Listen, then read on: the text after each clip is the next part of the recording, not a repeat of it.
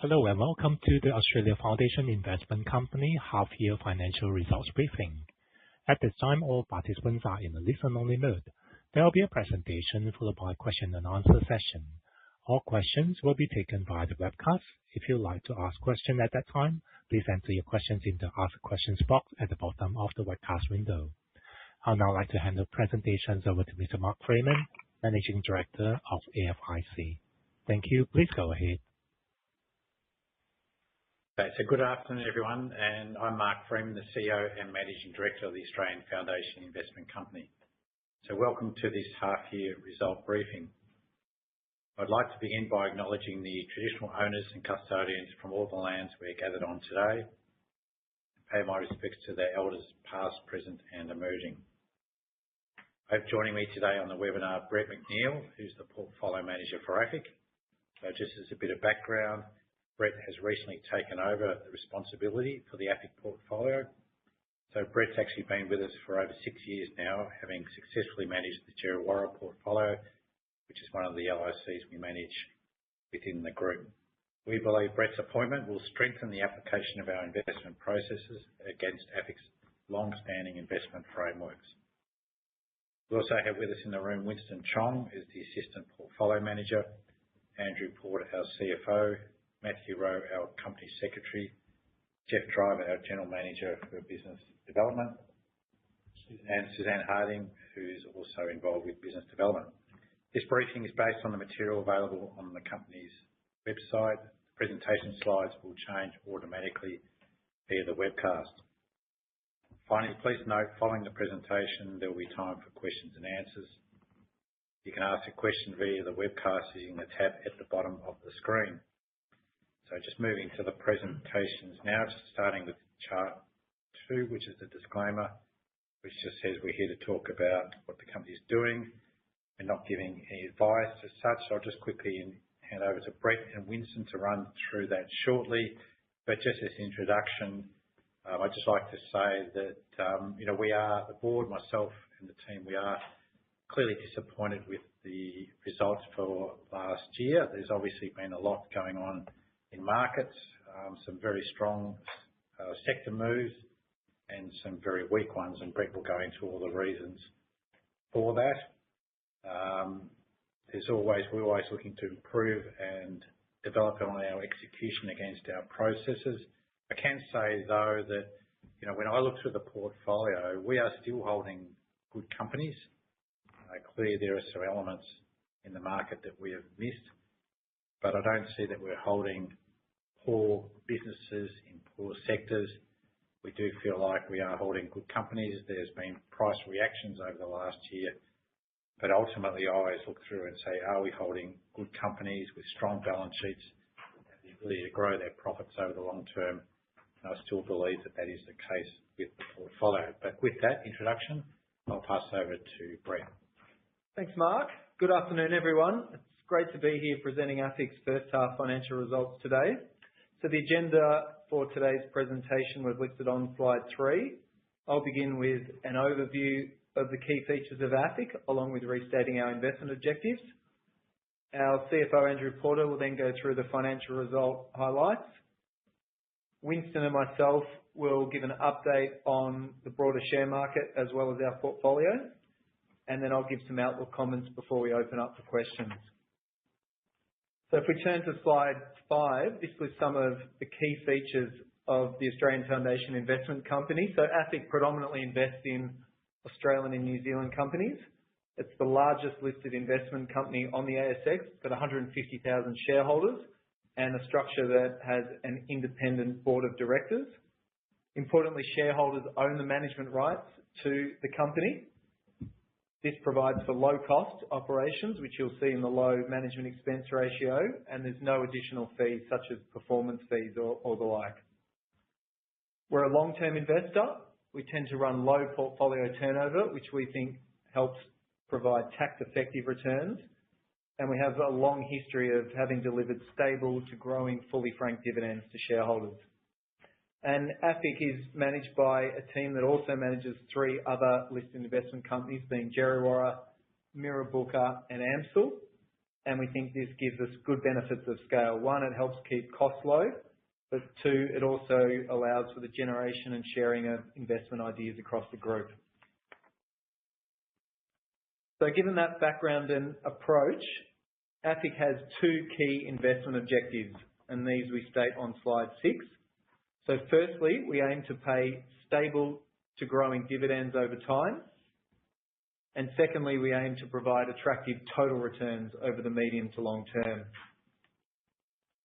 So on the next few slides, I'll go over how we've done against these objectives in recent times. So if we look firstly at how we've performed against the first of our objectives, which is to pay stable to growing dividends over time. And this chart here on slide 7 shows AFIC's ordinary dividends. These are the blue bars, along with special dividends being the purple bars, each on a full year basis back to 2019. And we also show AFIC's earnings per share on the yellow line. So the key points to make, we think, from this track record is that we can clearly see the delivery of stable to growing dividends, with the ordinary dividend having increased from 24 cents in 2019 to 26.5 cents in 2025. Importantly, we're able to maintain the dividend at 24 cents across the years 2020 and 2021, and this was despite dividend cuts across the broader share market resulting from the COVID pandemic, and you can see the result of that having flowed through to our earnings per share results in both of those years. So pleasingly, the stable to growing dividend has also been accompanied by special dividends from time to time, these having been paid in full year 2019 and full year 2025. And for the current financial year, 2026, we've declared a 2.5 cent special dividend on top of the 12 cent ordinary dividend for this first half 26 result. And we've also announced another 2.5 cent special dividend, which is expected to be paid with a final year dividend later this year. On slide 8, we address our second objective, which is to deliver attractive total returns over the medium to long term. So the chart here shows a 30-year track record, and I think it illustrates the power of really an investment style that takes a long-term approach, focuses on owning high-quality companies, benefiting from compounding returns, and keeping costs low. So $10,000 invested in AFIC's portfolio 30 years ago in 1995 had grown to $155,000 by 2025. And this compares to a value of $136,000 from an equivalent investment in the broader share market. So the long-term returns have been very strong, but the short-term performance is not what we want it to be, with AFIC's total return and NTA performance being very disappointing over the last 6 and 12 months. So I'll go through the reasons for this in the market and portfolio update section of today's presentation, but at this point I'll pass to our CFO, Andrew Porter, and he's going to give a rundown of our financial results as well as an update on our share price versus the NTA. Thank you, Brett, and good afternoon, ladies and gentlemen. So for many of you, these 4 boxes will be a familiar format. The profit for the half year at 147 million was down 4.6% from last year. That's equivalent to 11.7 cents per share. But it's important to note, as Brett stated, that we maintained the interim dividend at 12 cents, so above the earnings per share, and also paid a special dividend of 2.5 cents. That is, of course, one of the benefits of an LIC, is that ability to pay a consistent dividend over time. As Brett said, we maintained the dividend during COVID, we maintained the dividend during the GFC, as I'm sure many of you are aware. So of that fall in the profit, the income was down 4 million on last year, and that was mainly down to some of the larger companies reducing their dividends from the prior year over 6 months. For instance, BHP, we received $23 million worth of dividend in the previous 6-month period and 19 million in this 6-month period. Woodside and Woolies were some of the other ones where we've had a reduction in dividend. There was also a change in the tax charge. For those of you who are studying the financial statements in some detail, you'll notice that the tax charge looks a bit high. This has been caused by two things. There's a mix. We have lower proportion of franked dividends to unfranked income, and the larger the franked dividend component of your income is, the less tax you pay. So that's had an impact. There's also some timing difference on deferred tax, which will sort itself out by the end of the year. We mentioned the interim dividend of 12 cents and 2.5 cents special, so 14.5 cents in total. As I said, the board had a policy, and will have a policy of where possible, if the ordinary dividend is going to be increased, we'll look to have a bias towards doing that at the interim so that we can increase, or rather I should say decrease, the disparity between the interim and the final dividend. But at the moment, that's flat at 12 cents, but with that addition of a 2.5 cent special as per the announcement on the 25th of November, where, as Brett has said, there'll also be a 2.5 at the final. Management expense ratio, that is a measure of the cost of running the company, 0.11%, that's 11 cents for every $100 invested. So the actual costs were down due to the non-vesting of incentives and some one-off costs we received in the prior period, we had to pay in the prior period, I should say. That 0.11% is artificially low because of the timing of that non-vesting of incentives, but it's not out of the ballpark for what we've seen in the past. It was 0.10% in 2020, for instance, 0.13% in 2022. But the big driver of that tends to be the size of the portfolio. The portfolio itself, I said, 9.9 billion, so that's down from 10.4 billion at the 31st of December 2024, and Brett and Winston will go through some of the components of that later. Moving on to the next slide, which is something that shareholders who look at the NTA announcements each month will be familiar with. It's the share price relative to the NTA. It's at a premium, so above the 0% line. You're effectively paying more. You're paying more than the fair price of the shares that we own that is set by the market. So you're buying $100 worth of share at $110, for instance, if it's a 10% premium. And conversely, if it's a discount, you're able to buy the shares, let's say $100 worth of shares for $90 at a 10% discount. The discount was about 9% at the end of December 2025, and it does appear, as you'll see from here, that there has been a long period of discount. And what the company has been doing, we have been doing buybacks. We introduced recently a share buyback program, and as per the announcement, we will look to continue that in the next 6 months if the market conditions allow. And there's also, you may see that there's been an increase in the marketing that we have. Suzanne, as Mark has said, has joined us and is spending a lot of time talking to planners, etc., about the benefits of investing in LICs. But if we go on to the next slide, it was once attributed to Mark Twain that history doesn't repeat itself, but it often rhymes. And you can see here that actually we have been in periods of discount before. You can see here on this particular slide going back through the Black Mondays, just before the GFC, the tech bubble, etc. So what we are going through now may well have different causes and different effects, but it is in itself not unusual, and we have seen this in the past. And you can see here my much longer period back to 89, where the premium discount can bounce around the place. So with that, I will hand over to Brett, but obviously we'll be around for any questions following the presentation. Great, thanks Andrew. So turning now to our update on markets and the portfolio. So the left-hand side of slide 14 shows AFIC's NTA performance, which is after costs and realised tax. These are our total returns, shown in the blue bars. And we compare this to the performance of the broader share market, being the ASX 200 Accumulation Index, in the purple bars.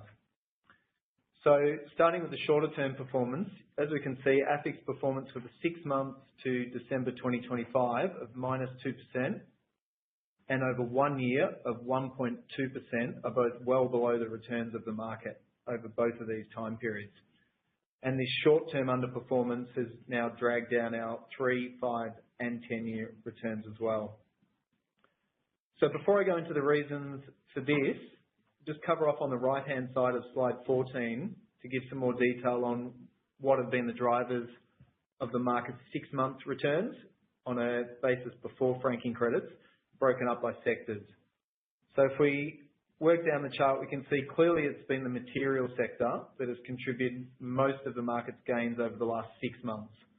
So we've had the large cap miners such as BHP and Rio Tinto having produced very strong share price performance, but most of the materials sector returns have actually come from the small and mid-cap resource companies, especially the gold stocks. And at the other end of the scale, it's interesting that traditional growth sectors such as information technology and healthcare have both had a very poor 6 months of share price performance. So I want to give some more detail though now on why AFIC's total return, so our NTA performance, has been well behind the benchmark over the last year, and we list the key reasons for this on slide 15. And we've really grouped it into 3 key buckets. So the first group of stocks behind this underperformance are some large cap companies that performed poorly over 2025. Starting with CSL, which delivered a total return of minus 37% for the calendar year. So it's a former market darling that suffered a huge de-rate in recent years. It's been a very frustrating investment for us over this time. And whilst there's still short-term pressures on the business, we think the long-term growth potential remains, and hence we intend to maintain our large investment in this company. James Hardie was down 38% for the year, and this was really following an acquisition that was not well received by the market. We still own the stock today, but we have reduced our position given our view on the company's balance sheet in particular, as well as a lot of management and board turnover that's happened in recent times. Car Group was down 13%, but this was despite what we saw as continued good results, as well as a very smooth leadership transition. And it's our belief that the stock looks good long-term value at these points. The second group of companies contributing to the underperformance over the last year, we've grouped as some small companies that also performed very poorly during the year. In the case of both Reece and ARB, they've been strong compounders over the long term, but they have suffered from some issues in 2025 that we think are mostly short-term related.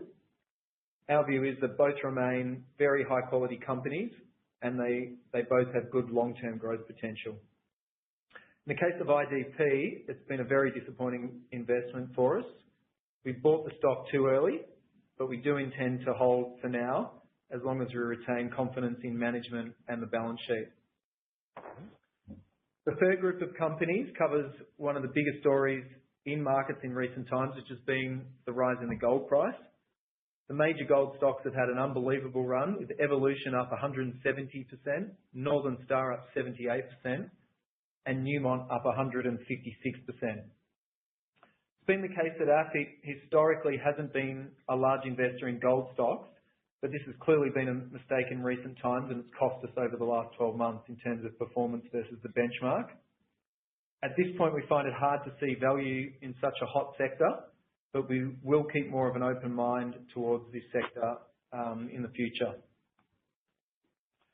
So for now, I'll pass to Winston, who's going to talk about recent portfolio changes and provide a summary of the key aspects of the portfolio at year's end. Thank you, Brett. The 6 months to 31st of December has seen transaction activity levels in line with our long-run averages. Our buying during the period has been concentrated in both Woolworths and Telstra, which presented opportunities to increase our existing weightings in high-quality blue-chip businesses at attractive valuations.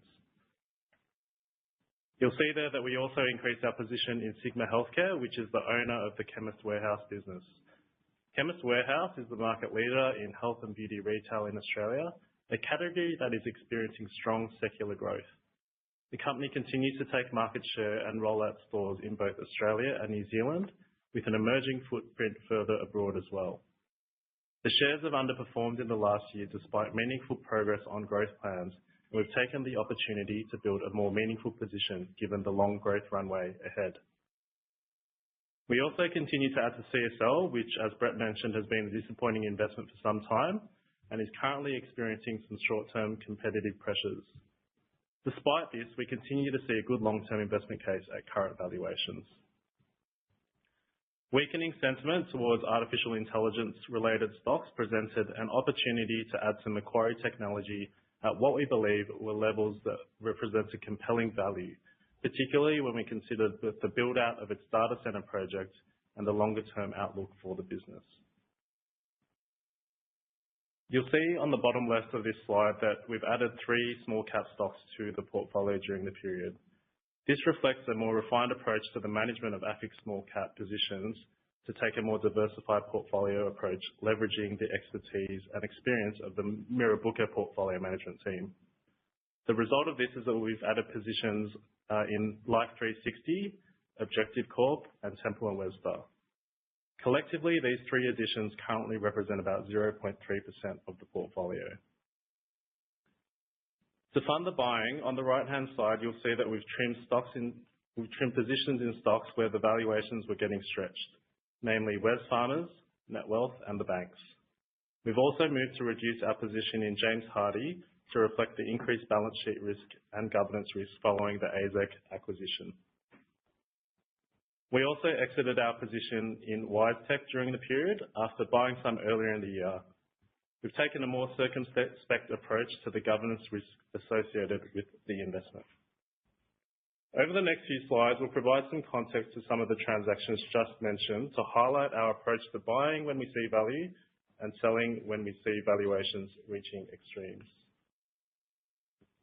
Firstly, on Woolworths. Many of you will recall that last year, Woolworths went through some operational and reputational issues, which saw its share price and market cap decline, as the green line on this chart illustrates. Despite these issues and a required turnaround, we believe that Woolworths has a strong brand and significant latency in its store network. At around $27 to $28, Woolworths' market cap was about the same as that of Coles, despite Woolworths having nearly 30% more stores. And so we took the opportunity to meaningfully increase our positions at around those levels. Secondly, on Telstra. Our buying in Telstra has been premised on the track record of dividend growth that the company has been establishing over the past few years, following a rebasing, as shown in the blue bars here. Telstra's cash flows and dividends are backed by a strong mobiles business built on Australia's leading network, steady earnings from its infrastructure business, and solid cost control by a capable management team. We expect this to continue, and the significant amount of cash being generated means the grossed up dividend yield plus growth on offer looks attractive relative to other large cap industrial companies. As a result, we've been buying around the current share price. Our trimming in Wesfarmers has really been informed by valuation. We continue to view it as a high-quality business, being the owner of Bunnings, Kmart, and Officeworks, and we rate the management team highly. While we continue to hold a position, we materially reduced it over the last 6 months at an average price of around $92. At that price, the dividend yield was below 3%, which, as this chart illustrates, is well below its long-run average yield of 3.6%, as well as the yield of the broader market. Similarly, our trimming in Netwealth was based on where valuation got to. At around $34 where we were selling, the price to earnings ratio was above 60 times. Our view on the business hasn't changed in that it's a quality founder-led business with a long runway of growth as investment flows shift onto its platform.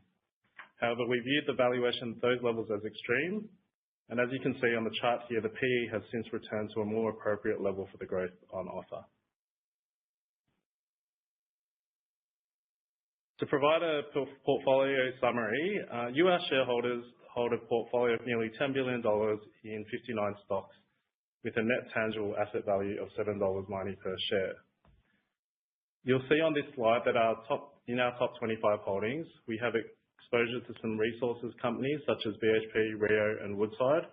These are all companies with solid management teams and world-class low-cost producing assets. We still have a meaningful position in the banks for income, as well as stocks like Transurban and Telstra, which we've spoken about, supporting our dividend yield. And also in the top 25, we have some high-quality industrials with the likes of Goodman, ResMed, Car Group, and Fisher & Paykel Healthcare that we expect to underpin good capital growth over the long term.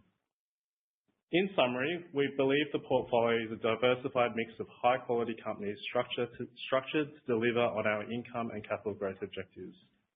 And with that, I'll pass back to Brett for an update on our international portfolio and some outlook comments. Thanks, Winston. So on slide 22, we give an update on our international equities portfolio and strategy. So the first point to make is that the portfolio has continued to generate value for AFIC shareholders, but at this point, we aren't considering a listing of a separate fund. So we believe the better strategy for now is to continue to invest in international equities within AFIC, but to do it in a more concentrated and complementary style. To give some more detail on the portfolio, we show some of the key statistics here. So the portfolio, as at the end of December, was worth $170 million. This represented 1.7% as a percentage amount of AFIC's total portfolio value. And the amount of international stocks owned within this international portfolio was 27, and you can see some of the biggest holdings on the chart, including NVIDIA, Microsoft, Netflix, and Visa.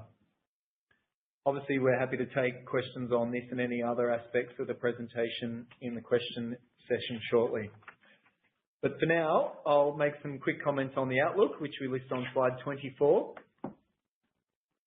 So the market backdrop at the moment, I think one of the key features is one of extreme geopolitical uncertainty, but it's interesting when you plot that against a share market that remains close to all-time high levels. So to us, we think it leaves the market looking moderately expensive in our view, especially when we look at long-term valuation metrics such as price to earnings ratios and dividend yields. Notwithstanding this, we have found some select buying opportunities recently in some high-quality companies. As Winston mentioned, these have included companies like Telstra and Woolworths, which were bought primarily for income, as well as other companies like Sigma and some small caps like Macquarie Technology, Objective Corp, Life360 and Temple & Webster, which we want to own more for long-term growth. Overall, we continue to believe that our investment style of focusing on owning high-quality companies for the long term is the right one for us to meet our dividend and total return objectives, whilst recognising that our short-term performance has not been where it should be, hence the focus on improved investment returns under this style and approach. And finally, AFIC's strong level of franking and profit reserves means we have declared a 2.5 cent special dividend for this first half result, with the additional 2.5 cent special dividend also expected with the full year result in July this year. So with that, thank you very much for listening, and I'll pass over to Jeff to run the question and answer session. Thanks, Brett and Winston. So I've got quite a few questions here. I'll start with this one. It's just quite a long one, so I'll try and, encapsulate as best I can. We run 4 different listed investment companies with each with a different objective. Would it be better from a shareholder perspective to actually combine all of these funds and run them as one and have a sleeve of active management within the portfolio along each of these themes that we manage? Okay, so look, we do observe there has been some consolidation within the LIC industry. We saw that through the Soul Patts Group. And as we stand at the moment, each of our 4 LICs is an independent company with an independent board of directors. Those boards have the responsibility to oversee the strategy and determine where the portfolios and where the company should head looking forward. In each case, I guess the sense has been that each of the LICs has been fulfilling a different need within the market. AFIC is more of a broad-based fund. Djerriwarrh gives much higher dividend yield than what you get from the market, particularly when you include franking credits. So we've certainly felt that fund suits a particular part of the market, particularly those in the superannuation phase, where they can get full value for franking credits. And Mirrabooka, with its focus on small to mid cap, has over the long term produced some very good returns. But often that can come with higher volatility. So I guess while I take on board those comments, and it's probably fair to say that the boards are constantly reviewing the strategies and where they should operate in. If they are fulfilling those needs, then the sense has been to continue on that path. But it's the case with all companies should be, strategy needs to be constantly reassessed as we go forward. Got a question here. Good to see the MER stay ultra low at 0.11% annualized. Any comments on sustaining that edge? And also, could we share any specific internal process improvements you're implementing to reinforce calm, disciplined decision-making in buying, holding, and selling, especially as difficult markets may persist for some time? Okay, so I'll just make a comment on the MER, then I'll pass to Brett to talk about how we transact on the portfolio. Having an extremely low MER is a critical part of our strategy. We want to be viewed as having a similar, I guess, cost to an ETF. And it's very important philosophically that most of the gains that come from the portfolio go to the owners of the company, which are the shareholders.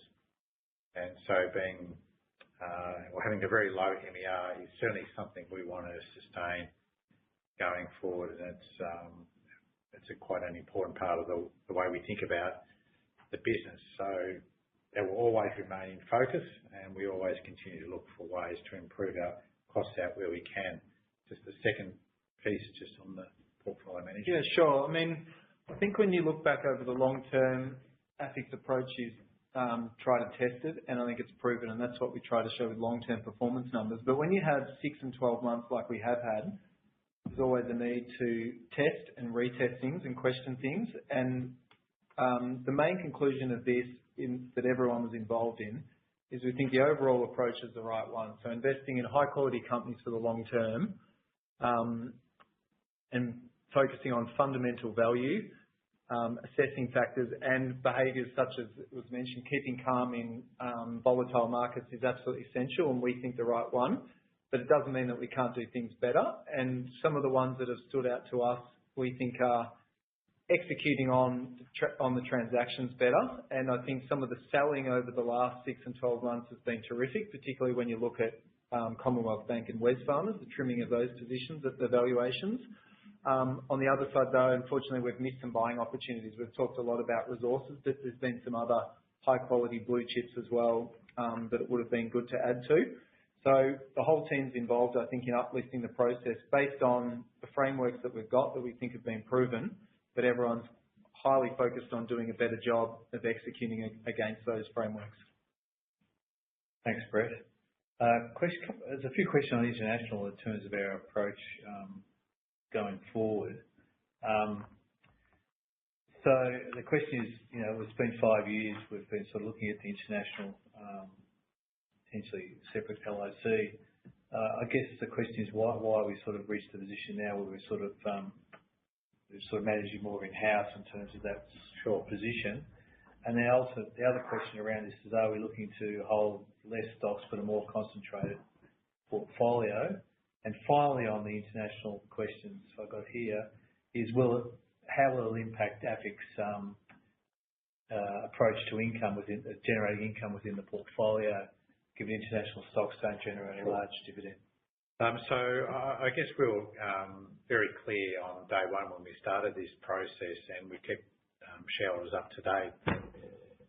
We felt that the Australian market over the long term, there's some risks that our market could narrow, and every time we see a takeover, it reduces another stock. We talked about the fact that many of our companies, even though they're listed in Australia, are truly international businesses, and our understanding what's going on globally is becoming more and more important to understanding our own stocks, and that we felt that our long-term investment approach can be utilised in the global markets. As I said, because markets have really become easy to transact in.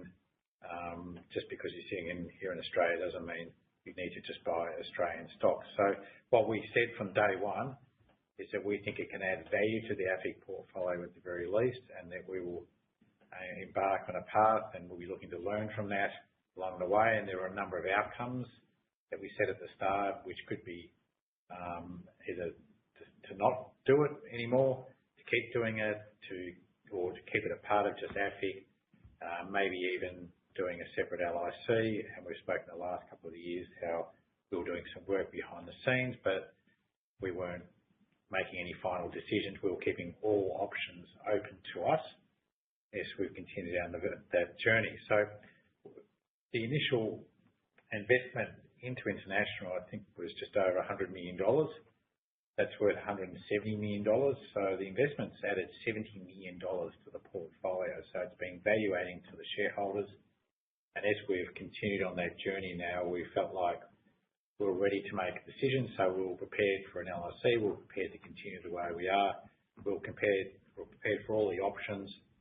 But I think where we got to now is that we felt the best way for us forward at this point was to have a more concentrated view, just be a stock picker to the AFIC portfolio, try and add to businesses that can add value to the overall portfolio. And so in that context, we see this as just additional stock to the portfolio rather than a separate portfolio, and be willing to buy stocks when we see opportunities and sell when we think we need to sell. And it's where we've landed on, and we think that's the best strategy to go forward from here. And hopefully we can continue to make the same sort of returns to the portfolio. Now, the amount we have in it could go up if we see weakness in overseas markets and we're starting to see good value. We could add to that. We are aware that they are lower yielding companies, but at the moment, as a group, it's worth 1.7%. So it's almost like a single stock in one of the companies we own. For example, whether you take Brambles or Hardies or Goodman Group or CSL, they're all international businesses that probably have a similar yield. But we've got 27 stocks at the moment in, we call it one holding. So it's very similar to a single holding in a more international focused business. But we are aware of that, but as Brett touched on, that's why we look for other opportunities in our market to add stocks where we can get dividend yield from. So we're very comfortable with where we landed on. It means we can be much more focused, much more picky about what we go into when we get out of it. And as I said, I hope we can continue to make the same returns that we have over the last 5 years. And it won't change our income objectives. A number of questions about where the share price is trading relative to NTA. What do we see has been driving that large persistent discount? Secondly, what are we trying to do about it in terms of in the market? And the other question I've got here is the split between retail and institutional investors on the register. Well, actually, we have very few institutional investors, but so most of our investors will be retail investors either through individuals or through financial advisors or stockbrokers. Anyway, Mark, you can talk about the discount. So just on that discount, I'll probably just draw you back to slide 12 if you get a chance to have a look at it again, where we show you clearly that this is not something new. We've seen it before, and this is probably a little bit of a scary bit in the way, but in fact, all the previous periods where we've traded at a discount, it's been when the market's been hot in some way, shape or form.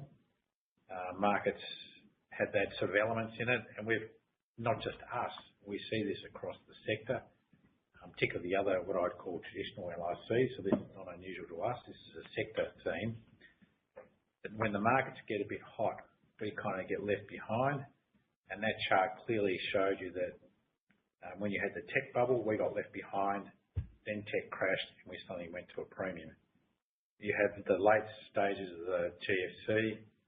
Market was running hot, we got left behind, but then post GFC, we went back to a premium because in many cases we had more what we call quality businesses. We were able to sustain the dividend through tough times, and we didn't really have the speculative parts of the market. Then we got down Black Monday, get the same theme. I would say this time around, we were at a large premium only a couple of years ago, which was during COVID. We had quite a long period of trading at a premium, and we're kind of unwinding that. But again, there are elements in the market that are very speculative, and so there's sort of been a consistent themes, but it's tended to precede then a significant market pullback. I'm not giving any forecasts at all, but there's been a pattern there that we haven't seen before, and this is not new. It is frustrating though for us, and I understand it's very frustrating for shareholders. With the special dividends we're paying at the moment, it is presenting an attractive dividend yield along the way. We are increasing our marketing efforts, and we're doing a lot more activity around that, and we understand that the marketing is important. Myself, I've been doing a few podcasts, and there's a lot of activity going into this year because I think there's so many competing products out there. We certainly realise we've had to do more out in the market to educate them what is different about a traditional LIC and the way they work, and we will be doing a lot more activity on that front. I think the other part of the question that came up about the distribution of shareholders was about how we're targeting sort of a younger audience. And I think we are doing that through other means these days in terms of podcasts and other means to try and attract a younger audience to the share registry. Question here about the results on paper disappointing, as we well understand. How's management looking at repositioning strategies to be more inclusive of mid-cap opportunities, particularly given large cap stocks such as CSL and Telix have been damaging to the results? Yeah, sure. It's part of the overall portfolio strategy. So by no means do we give up on large caps, and sometimes when all you do is look at what has worked in recent times and then try and flip the portfolio to do that, you can just lock in the underperformance both ways. So we'd never want to react just for the sake of it. I think where we do want to take action is where we see genuine fundamental improvements potential. And one is, I think, better accessing opportunities in the small and mid-cap space. And Winston mentioned part of this, and we think a big element of it is investing in these companies, small and mid-cap, small in particular, in a more diversified approach. So taking probably smaller stakes, but in a greater number of small cap companies. And you can see the start of that action on the portfolio adjustment slide, where we've added Objective Corporation, Life360, and Temple & Webster. We think it makes sense when investing in this part of the market to have that more diversified approach because it's very hard to pick individual winners. As we all know, diversification is one of the most important elements of successful investing. And we think it gives a better through the cycle approach too, rather than trying to time entry into small and mid caps. So that's one of the things that we're not only have identified, but I think are already putting into action. Just a question on resources. Are we starting to look at these more closely, given we haven't we missed out on the sort of gold and silver rallies more recently? Yeah, we're definitely looking at the performance more closely because it's been stunning about what it's done to markets, and hence it was a big thing on that slide where we ran through about the key reasons for our portfolio underperformance versus the benchmark.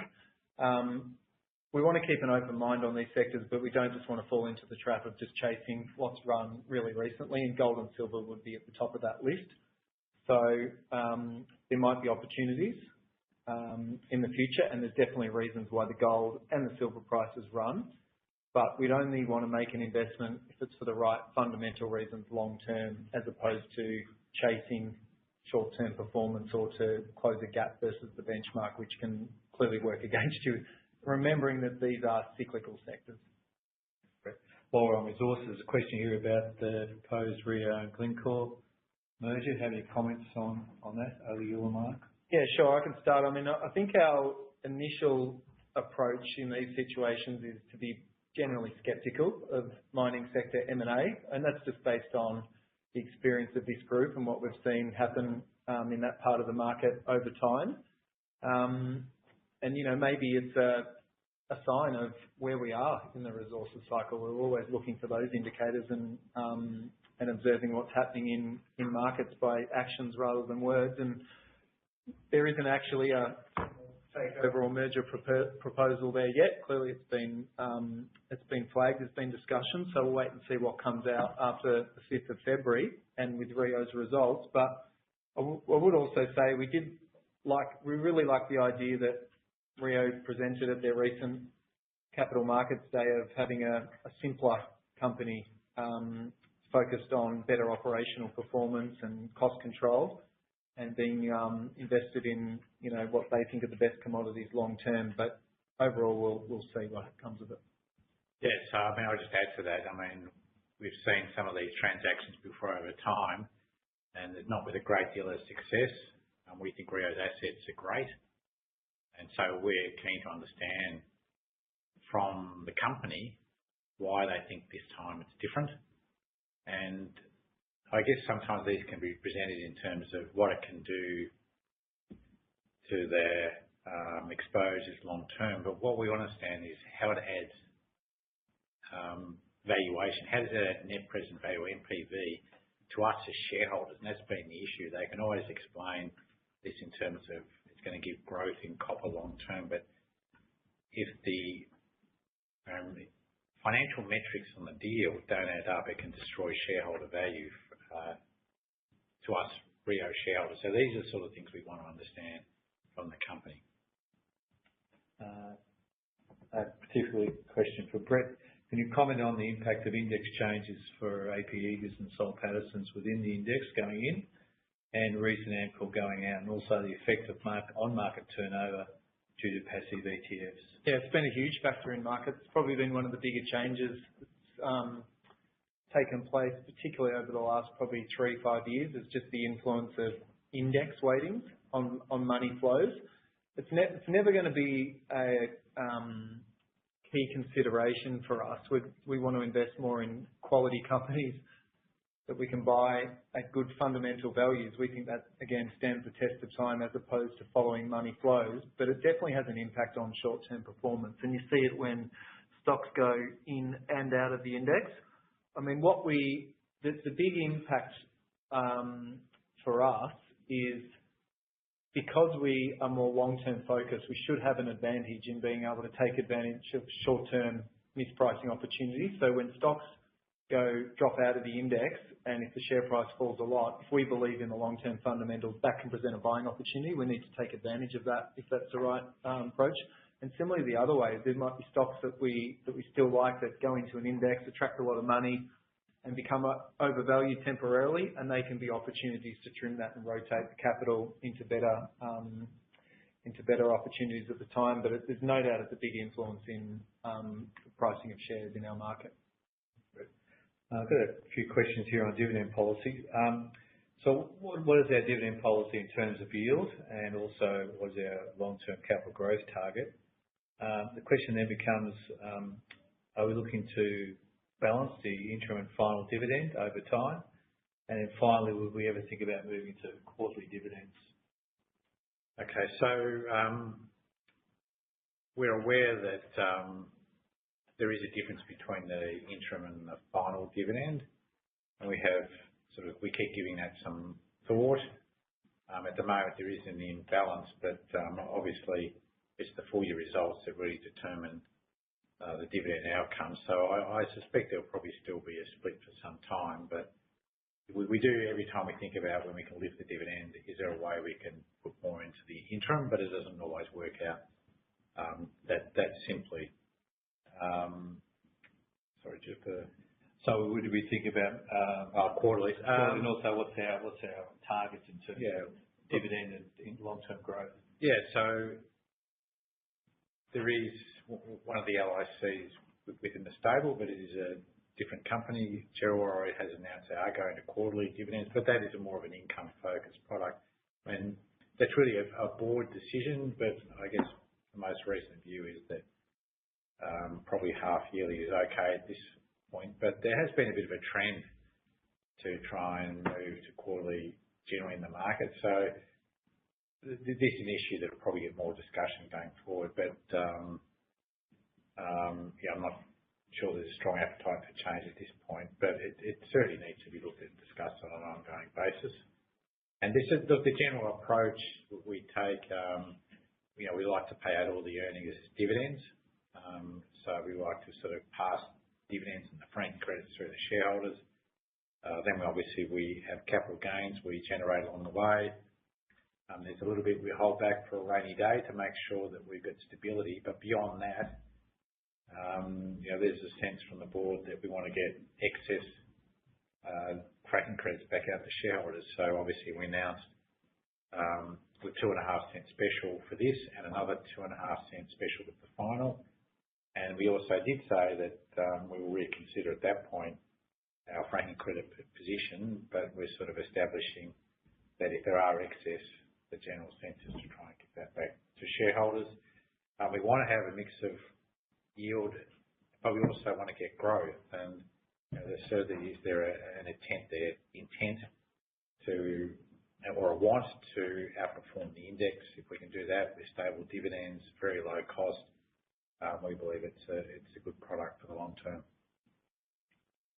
Question here about IDP. I think we've covered in the presentation, but I guess you said we went early, so why did we not wait in terms of actually buying some more? Yeah, sure, I can cover that one. So with IDP Education, if we kind of reflect on why we went in too early, when you look at kind of the share price declining, over the last couple of years, the first point of entry was at a time where one of the markets was under a bit of pressure due to policy changes. What we didn't preempt was the synchronization of policy globally during an election cycle, and neither did the company, and that's why we've seen the precipitous decline in the share price and the financial results consequently. When we kind of look at the moment where all the markets are sitting, Australia, which is the largest market, is back into growth. The UK overnight just announced some strategic measures for international students, and even Canada, which has been one of the most difficult markets, is starting to show some early signs of green shoots. So when we experience these declines, the first question we ask is the balance sheet okay? And the second question we ask is, can we back management to manage through that situation? And with IDP, the reason we've maintained the position is because the answer to those questions is yes, and we're starting to see some early signs of improvement. Thanks. Question here about CSL and why do we continue to have confidence in it, given that the poor results and also the cancelled demerger? Yep, sure. We do have confidence in it, but it's definitely been tested over the last 12 months. I think there's a whole lot of negative things affecting the company at the moment. And some of them are a result of market type factors like, the attitude towards vaccinations and the like in the US, but a lot of them are self-inflicted, particularly the confusing strategy around the planned demerger of the Seqirus business. Overall, though, we think there's enough in the company to, I think, say that the competitive advantage is still very strong in CSL, particularly in the immunoglobulin products that they have, basically life-saving treatments to patients in almost 100 countries around the world. And the returns that CSL can make off this and have made in the long term, I think are still valid. The concerns that are there are very much impacting the share price, and you can see it in the multiple that the market gives the stock. I mean, CSL at points has traded at 35, 40 times earnings. It now trades on 16 times earnings.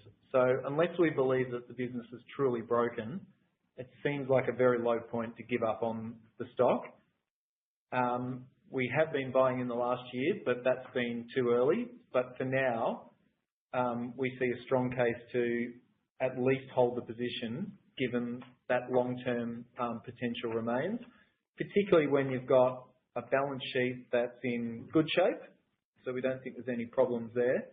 And we think management and the board are very focused on getting things right, particularly addressing things like maybe a bloated cost base and a overly complicated structure and returning CSL to being more of a growth company than it has been in the past. So clearly it'll be one of the most anticipated results in the upcoming February reporting season. But for now, that's our position. We think the company's long-term growth potential and the value that's there today warrants us holding our position at least. Thanks, Brett. Question probably for you here, Mark. How active are your board members with making decisions around purchase and sales of specific investments? I.e., are they making it easier or hard for your portfolio managers to make changes they see are necessary? Yeah, no, I'd say that's a good question, understanding the role of the board. It's the investment team that manage the investments. The board members have to approve the transactions at the end of the day, but the investment team have the ability to run that. The board are there to give us, great insights and to utilise their experience, but in terms of the sectors and markets and companies they've been involved with, and that's invaluable. But in terms of how they do it, Brett's portfolio manager now for AFIC has talked about, we do have sort of sub-accounts within AFIC. We call them, there's the A account, which is our long-term. We've got a B account, and we've also got a trading account. We've talked a lot about internally the B account, which we can do more activity, how that can be used. And I think Brett's got the license, and Brett and Winston, to take advantage of opportunities as they see fit in the market. And I think there could have been more use of that over the last few years, but I'm encouraging them to utilise that and to make sure we are hunting for value and capturing value within the AFIC portfolio. Thanks, Mark. A question here about Telstra. A couple of points to it, really. Why are we investing in Telstra given the share price has sort of gone really flat over the last few years? And also, it's a question here about market turnover in Telstra seems to be consistently high in terms of its shares. Yeah, so I guess I'd refer us back to the slide that I presented on earlier during the transactions, and it really comes down to the role Telstra plays in our portfolio, which is really income. And the points made there around the share price are correct. It has been through a really rough period for shareholders over a long period of time. But really, from where we are today, the company having gone through the NBN transition is now in a really good position where it's paying a sustainable dividend, and the growth outlook for that dividend is good as well. And so in one respect, the share price performance has actually provided the opportunity for us to increase the position at an attractive price, and kind of giving us that dividend plus growth over the long term. So that's probably why we see it at this point a good investment. And the same question around Woolworths in some ways too. Why are we sort of positive around that, given where the share price has been trading more recently? Yeah, again, a similar story. So it is, it's been a disappointing year for Woolworths. They've been through a number of challenges, but again, that's where the opportunity presents itself. The yield where we're buying looks attractive versus history. And Woolworths does have a bit of a turnaround ahead of it. We're kind of watching management. We back them at the moment. It's got a strong balance sheet and a lot of these characteristics like market leadership and attractive returning business. But we think there's a lot of latency in that business that's not being realised. Over the long term, we expect it to deliver. I'll just add to that. It's about hunting for value, and with that sort of bit of negativity, you had the stock price sell off Winston to sort of 26, 27, and that's what we look for, is those, we call them price dislocations, where we think there's a company's going through a bit of a tough time. We were talking earlier, every company has a tough period, and that's where you can often get the best buying. And if you're convinced it's temporary, so the team did some really good buying around those levels, and now it's started to recover. It's back over $30 again, and so you get then good capital growth and a good yield, and it can turn out to be a good return for us. A question here about Mineral Resources. We sold it. Was the exit a mistake in hindsight? Yeah, so far it was, because it was below the current share price, but these things take time. I think the lesson from that was our expertise and track record in picking single commodity stocks, particularly those that are up on the risk curve. And whilst the company had a lot of very strong attributes at the time, being founder-led and a very attractive sector, it could change quickly, and then it's changed again. So definitely a mistake in the short term. Long term, we'll see, but we could buy the stock today, and we've chosen not to buy it. So that's the best indicator of our view of the company at this point in time. Whereas our commodity exposure has been concentrated in BHP and Rio. That's where we've seen better value and quality. Question here. Given all the opportunities available in the US and the outlook for deregulation interest rates versus Australia, would you consider materially increasing your position in international equities? Many of your top Australian holdings are fully valued by their own emission. Granted, capital gains tax on sale of some of these would be taking profits, but allow further fully franked dividends, increased international exposure, and will be a point of difference versus your competitors. Okay. There's lots of questions within that question, but I'll try and pick up on most of it. Certainly, we had a view 6-12 months ago that a lot of our stocks were very fully valued, and we are a long-term investor. We want to be tax effective, so we try and limit our activity, and sometimes you wear that downside. But I would say a whole bunch of our good quality stocks are now looking much fairer value at the moment, and so that gives us an opportunity to hunt for good quality there. And with our renewed approach on the international, where we're being a bit more focused, we are hunting for value there. So we're taking a bit more of a view is where we see value, that's where we're going to allocate money.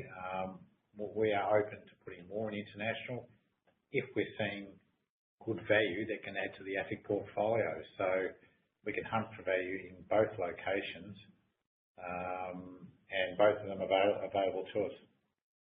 Thanks, Mark. We've got any view on the oil and gas sector in terms of the stocks we currently own, particularly around the Santos failed acquisition, I should say?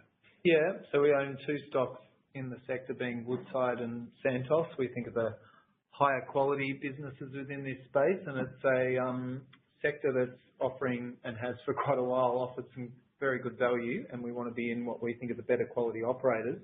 Both have got a good case for better returns over the next few years. So they've invested in growth projects that will start to complete over the next few years, and that should generate a very attractive level of cash flow, which, if the boards and management teams of these companies manage that wisely, that a large part of that should flow through to shareholders in the form of dividends, mostly fully franked dividends. So I think there's a good investment case for both Woodside and Santos, which is why we've retained a holding in both. But a lot of the short-term share price performance is going to come down to simply the oil price, which has been trending lower over the most recent year, and actually on a multi-year view as well. But you see at certain points in time, it's been a pretty calm share market overall the last few years, but you see certain points in time when there is an episode offshore, like what has happened in the last couple of weeks, for instance, and you get a spike in the oil price, and it can make a big difference to the share price of Woodside and Santos. So again, wanting to keep a level head and a more through the cycle, longer term view of value, rather than being swayed so much by the short term stuff. I've got quite a few questions which I'll amalgamate in terms of, given the recent performance, how are we viewing both in terms of the investment team, the structure of the investment team, and also remuneration around the investment team? Well, with the structure, I'm really, really pleased with what we've had in place with Brett and Winston.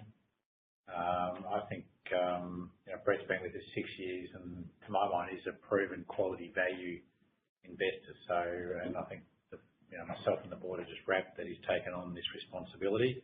So really pleased with that. In terms of remuneration, the biggest part of our incentives is performance.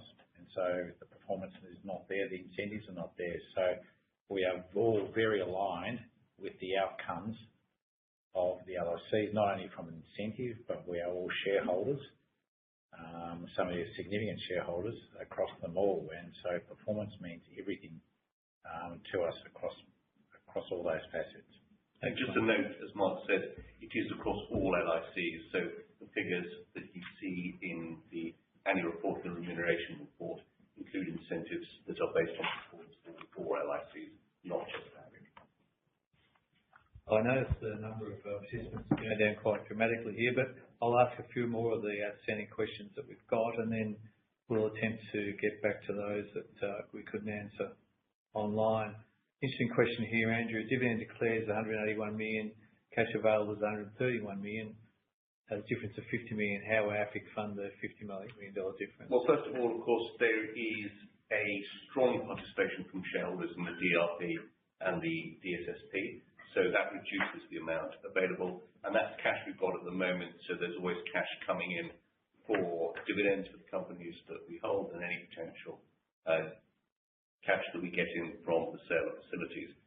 From the sale of securities. We do have liquidity facilities in case there is a short-term funding gap, but that really is just to tide us over until the dividends come in from the companies that we invest in. So it's not unusual, it's not an issue. So Winston, the rationale for the new additions such as Objective, Life360 and Temple & Webster, what are your sort of objectives there in terms of yield and also growth targets on these? Yeah, I'd say for the first one I make is something that might have been missed in my comments, that they are relatively small positions at this stage. They're 0.3% of the portfolio. What we're really looking for in these small cap stocks, and I think all three that were mentioned fit this bill, is really the duration of growth. That they're small, they're at the early stage of their growth runways, and that we have growing confidence in their long-term opportunities. And so they're really there for capital growth as opposed to dividend yield, I'd say. Question here, is Transurban an appropriate holding for the long term? Yes, we're very confident that it is. We think it's very hard to find companies to invest in, especially on our share market, that effectively have a near monopoly position in a highly defensive and quality sector that has locked in growth. So when you own a collection of the best toll roads in a country that has population growth and a pretty solid economy, the returns and the growth that you can get from that over the long term when you factor in compounding can be very strong, and you see it when you analyse the historic results of Transurban. And then, so within that though, you need to have a balance sheet and a capital management policy that reflects the nature of the business. And we think, again, that's been well proven over time in the case of Transurban, paying out operating cash flow as a dividend and running a very tight ship on the financials, particularly on the gearing levels. Running it all in a sustainable manner can deliver great outcomes for shareholders, and I think we've seen that over the long term in Transurban, and the dividend growth in recent times has been very good too. I might make this last couple of questions. Got a question here. AFIC's larger holding in Mirrabooka is giving it greater exposure to smaller mid caps. Buying in recent times has been valued as probably trades as discount. Also, has the writing of call options increased as a means of improving income? Sure. So on Mirrabooka, so yeah, of course the share price will fluctuate around NTA. It's got the same company structure as AFIC does, so you're always going to have that premium discount to NTA. I mean, interestingly, the Mirrabooka share price is still above the issue price in the equity raise that we participated in last year. The overall investment we have in Mirrabooka is quite small as a separate investment at about 0.5%. Hence, we think there's a good case to also invest in small and mid-cap equities directly. And the second question, Jeff, was what? Sorry. Oh, in terms of would we think of in terms of the way we manage the small mid caps in the portfolio, does it also satisfy that requirement? Yes, because we're using Mirrabooka. Yep. Another question here on Amcor. It's being sold off. Does it present one of those opportunities you alluded to previously in regard to index changes? Yeah, so Amcor certainly has been one of the stocks that have suffered from the index changes. So that it explains part of the reason, but as long-term investors, that's something that over the long term we think is a bit of a wash. One thing that has meaningfully changed for Amcor is post the merger or the Berry acquisition, the shareholder base is, it's a dual listed company. So the shareholder base has shifted its weight more towards the US, where packaging stocks are not as scarce, and so the valuations that those stocks attract are not as attractive.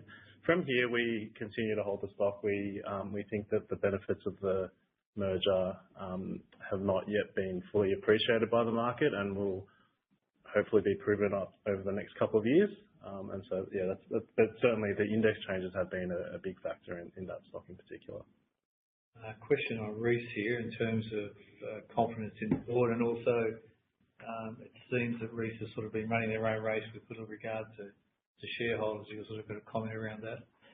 Yeah, I'd say as a starting point, it's similar to my comments on IDP before, in that Reece have been subject to the external environment. So US housing is in a downturn, and Reece obviously have aspirations to grow a business there. But given where that business is in terms of its maturity, has suffered quite a bit.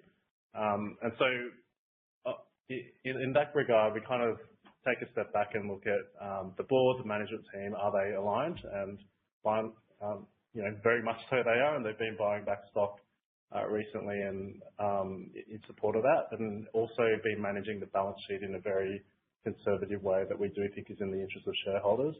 When we look at the Reece management team, they have always managed the business for the long term, and that includes managing through the fluctuation. So again, the things we'd look for when companies are experiencing headwinds like Reece is, are they aligned? Do we still back management? And then secondly, do they have a strong balance sheet? And again, the answer to those two questions is yes.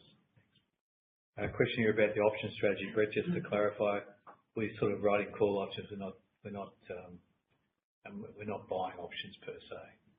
Correct. Yeah. So when we use options, and you may see it indicated on our reports, when we indicate options are written against certain holdings, what we're doing there is writing call options predominantly against stocks that are held in the portfolio, and we only do it to generate more income. So we do not use options at all for hedging or speculative purposes. It's purely for income generation. It's not a significant part of our strategy, but we do have the ability to do it against certain stocks. And if it's done well, and hopefully we've got the expertise within the group, again, proven over time, to run such a strategy, it can generate a good level of extra income, which we obviously can use to pay out as dividends. Thanks, Brett. Look, we've been going for well over an hour now, so I think the questions we've basically covered most of them within the presentation, but anything we don't have covered, we'll get back to you directly. But at that point, I think we'll close the presentation, and thanks to shareholders for listening to us, and also be aware that we'll have shareholder meetings around the capital cities in March, and also we'll be doing one of these presentations with the final results in July. So again, thank you very much, everyone. That does conclude today's webinar. Thank you for your participation. You may now disconnect your lines.